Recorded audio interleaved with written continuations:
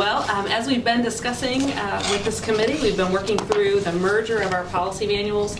Again, it's just really important that we try to have a good draft of those policies available to the new board July 1. That's quite an initiative because it takes a lot of time to work through these. Currently, we're on Section J, which is the student-centered policies, the ones that are very much akin to students and what students do in our school division. Those set of policies will come up for information in Allegheny County's board. Will go up for information in Covington in March. It's quite the list of policies. This group has like 97 policies. And we owe a lot of debt of gratitude to people on our team, as well, of course, Dr. Jones for helping us out. And then Mr. Vaughn has arranged for a whole variety of our administrators to have some input onto those as well, which is fantastic.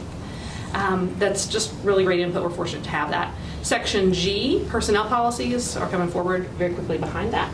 And we're certainly happy to entertain questions, or if you've missed anything, please. No, I think that's a good update on where we are, and we do still have quite a bit of ways to go. Mr. Spangler's involved as well, and I appreciate that support. And Mr. Vaughn's done a great job of getting together administrators to help us move forward some of these policies. All right. Thank you very much. Any questions regarding that update? Anyone? SRO discussion, I think is the way we put it. So did you all have an update or anything for that? And I'm going to start, and Ms. Halterman has anything to add. We did have a group meeting yesterday here in this room. Covington PD was here. The Sheriff's Department was here. Ms. Onitis was here. We worked together with Mr. Vaughn being the facilitator, or working through the MOU process for what's required from the Department of Criminal Justice for an updated MOU for what school resource officers do in a school division. That discussion happened. And we also talked about special education in the regional jail. Covington City Schools has been responsible for educating students in the regional jail. That will become a joint effort. We talked about the MOU required by the Department of Education for that service to continue, and that those two were our main goals for yesterday, and we did get that accomplished. Mr. Vaughn will work on completing that process. We're going to have a small task force that's going to meet regularly, and we're going to schedule a meeting in March.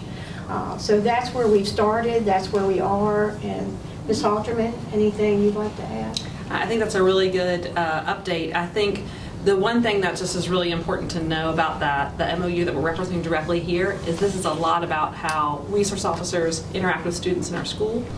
It is very much, there's a wonderful draft that the Department of Criminal Justice Services has provided.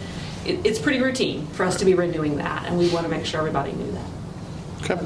One last thing, I guess, we did talk about forming a working group that then we'll meet again next month with both heads of the law enforcement agencies here participating in that as well, to make sure that we're continuing to work towards the SRO discussion that's needed for the consolidated system. Okay. We have a bit of an update for instructional considerations. Yeah, that's always exciting to share about, because obviously it's our mission in the school division to focus on instruction, and we really appreciate all the energy that goes into this work, even though we have had a lot of foundational work that's led up to it. So our instructional leadership teams are working together to figure out some new things for the new division. We always want to reiterate that a lot of the curriculum pieces are already the same, because we're using the Virginia Standards of Learning and the CTE standards that are relevant and all of those things. So this is ongoing work.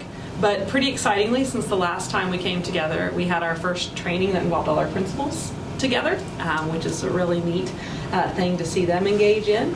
There's a lot of conversation going on right now that is usually pretty routine, but because of the circumstances, requires a little extra effort.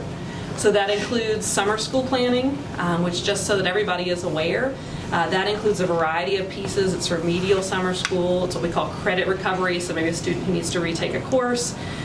Some extended school year services for some of our students with disabilities, as well as kids who are getting ahead, and each division does that a little bit differently. So we're working those details out. I'm sorry? For July. Oh yes, for July, yes. Yes, and that is a really important point, because we want to be into the new division doing most of our summer school, because that will help us kind of keep things organized well.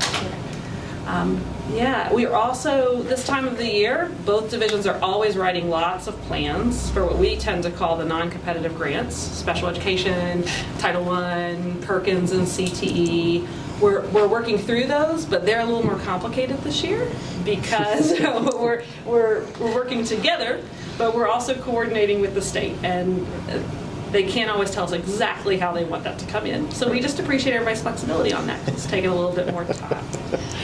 What have I missed on that? No, and we've asked for clarification from the Department of Education, and one group might get one answer and another group might get another answer, but we're working through all the challenges that we sometimes are presented, and people are most gracious and patient with us.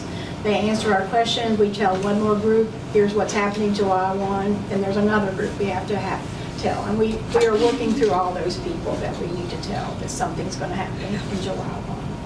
So it's going to happen. Well, I think I can speak on behalf of the rest of the committee. We appreciate your flexibility with that. It's hard enough to do your job in normal times in a lot of cases, but when the ground underneath you is kind of moving and the expectations are shifting, that's doubly hard. So we appreciate the efforts there.